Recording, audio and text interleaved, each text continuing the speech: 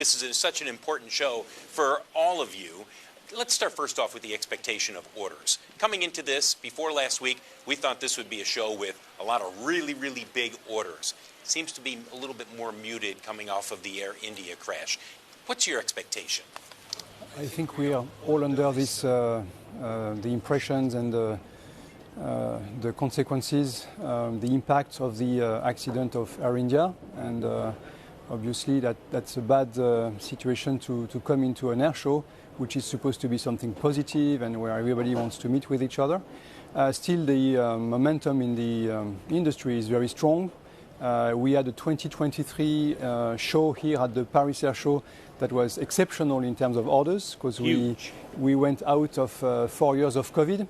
I think it will be a good show, nevertheless. Yes, we do expect important orders, not as much as in 2023.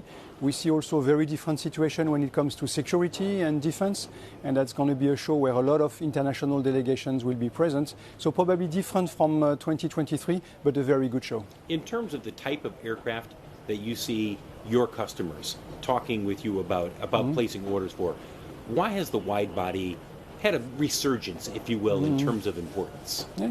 Well, I think it's because the wide-body market has been more impacted by COVID than the narrow-body market. The regional traffic recovered faster than the international traffic post-COVID, and therefore there's more to catch up, and that's what we see now.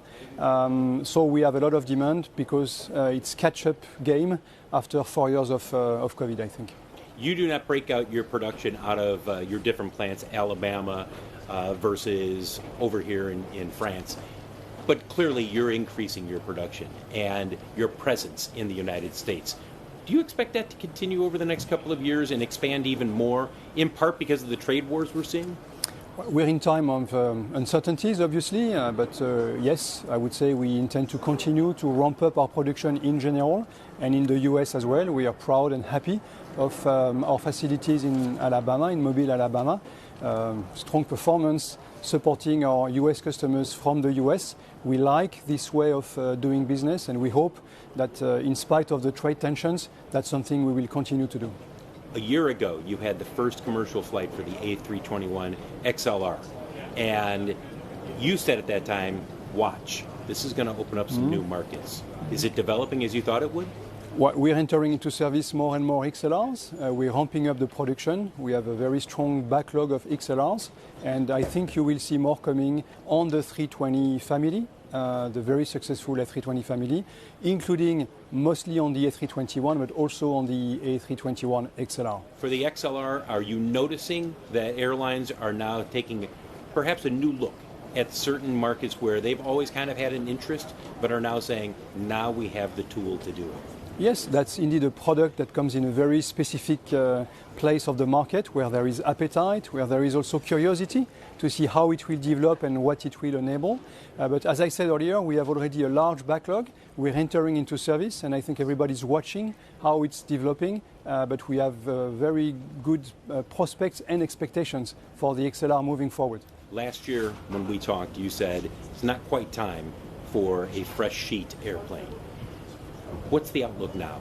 Do you see that on the horizon at some point where it's time for you guys to say publicly, okay, we are starting to make plans for this next generation aircraft?